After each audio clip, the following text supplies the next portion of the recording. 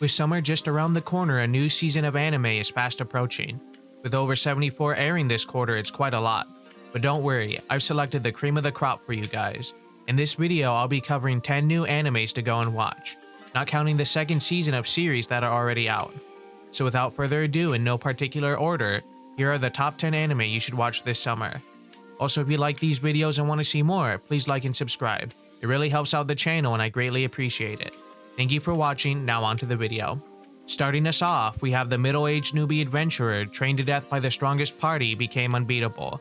Have you ever had a dream as a child but never achieved it?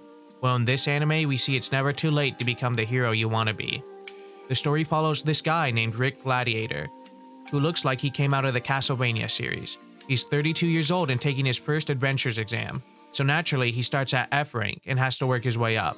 But Rick has a little secret. Rick is a member of the strongest adventure party, or Chalcom Fist, a party that is comprised of literal monsters. So being a member, Rick was trained up and he earned the abilities of an S-rank adventurer. So needless to say, Rick can beat anybody who underestimates him.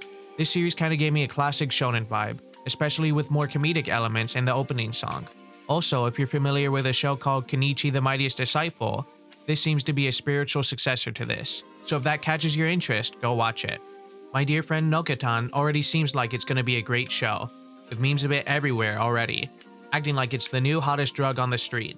It also reminds me of that one Nichijou scene where the school principal fights the deer. The show follows a girl named Rocco, a girl who used to be a delinquent but through reshaping her image now is the perfect schoolgirl. Unfortunately for Tarako, she is triggered when she sees Nokotan, a girl with deer antlers who seems to be able to sniff out her true past. Nokotan and her doe eyes bringing chaos wherever she goes. This anime also leaves you with an important question to ponder. Is Nokotan a deer, a girl, or something in between? So if you like comedies like Nichijou and seeing cute anime girls doing cute and funny things, this one is for you. Kinnikuman Perfect Origin Arc is an anime that caught my eye for some reason. Originally, Kinnikuman was a manga that was published over 45 years ago.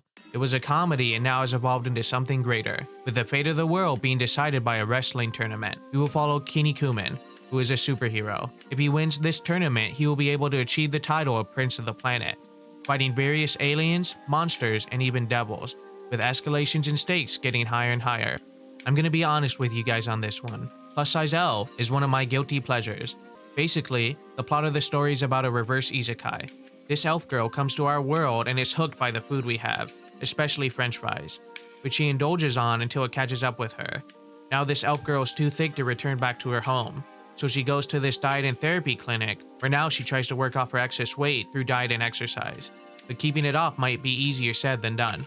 If you like more suggestive stuff with a harem of thick anime girls, or if you can imagine a thicker version of how heavy are the dumbbells you lift, this show is for you. From the creator of the series, Is It Wrong to Try to Pick Up Girls in a Dungeon, we have Wistoria, Wand, and Sword. We follow our main character named Will. He lives in a world of magic but can't use any. He makes a promise with a childhood friend to be something called a Magia Vander. So despite him being unable to use magic, he enters the Magic Academy of Regarden anyway. And the only way for him to make credits and progress closer to his goals is to kill monsters. So he uses his skill with a sword to do so, becoming the Magic Academy's top swordsman. If you like Black Clover or Magic Mashal, this series seems to be on that same train. Bye Bye Earth is a light novel turning into an anime, so there's not much for me to go on. I was mostly intrigued by the concept more than anything else. The world is composed of anthropomorphic animals, except for our main character Belle, who's a human, and because of this she's called Faceless, being ostracized and ridiculed. So in order to find out more about her roots, she goes on a grand adventure, wielding a giant greatsword the same size of her, called Runding. Watching the trailer, it looks like it's going to be a vast world to dive into, with interesting and beautiful visuals, accompanied by lots of action and various things happening at a world stage level. In some ways, I kinda get a free rent and jobless reincarnation vibe from it, so if that interests you guys, I suggest you go watch it. Isekai Suicide Squad is a no-brainer for two types of viewers. Ones who like comic books or adjacent series, or the other being people who enjoy isekais. This anime seems to check the boxes of both. The plot is pretty straightforward. You have the Suicide Squad from the DC comic book series, specifically the Batman universe, going into a medieval fantasy world to cause some chaos and havoc, in order to close a portal between the two worlds. If they fail to complete their mission in 60 hours or less, their heads explode and they die. I think it's safe to say with a premise like that, it's going to be a great time. Also fun fact, a famous VTuber from Hololive English named Mori Calliope did the ending theme, so there's that too. Mayonaka Punch is an anime original, which don't normally bode well in general, but I have a feeling this series might be different.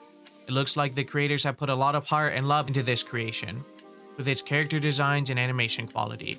The plot follows a girl who used to make videos with her friends, but for some reason the friend group stopped making videos and they all drifted their separate ways.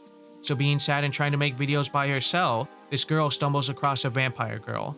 She makes a deal with her that if the vampire girl can get her channel to 1 million subscribers, the video girl will let the vampire girl eat her. Following this, we'll then see the duo doing whatever it takes to reach that goal, following the highs and lows of being a content creator. So if you like watching people follow their dreams with comedy and drama along the way, this show is for you. I also kind of get a Zombieland Saga vibe from this as well. Failure Frame is about a guy who is summoned to another world with his class, but he's given the lowest rank, which is E, while all his other classmates get super high ranks like A or S, giving them amazing abilities and status in the new world.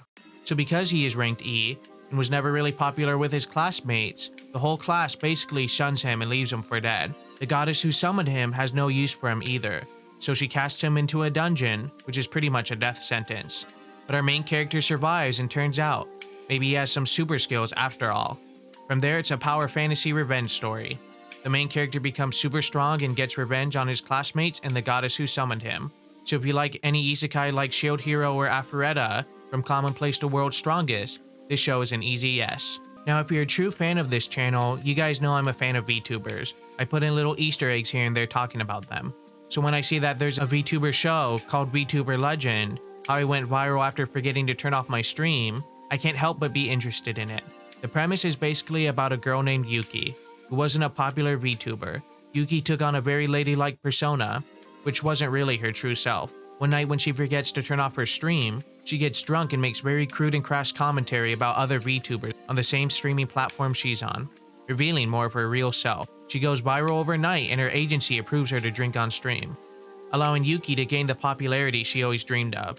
Because of this, Yuki meets other popular VTubers who turns out are just as weird and crazy as she is. So if you like VTubers and idol culture, this one's for you. But I can understand for a more normal fan of anime, this one might be harder to get into. Well, there you guys have it. Those are my top 10 anime recommendations for this summer.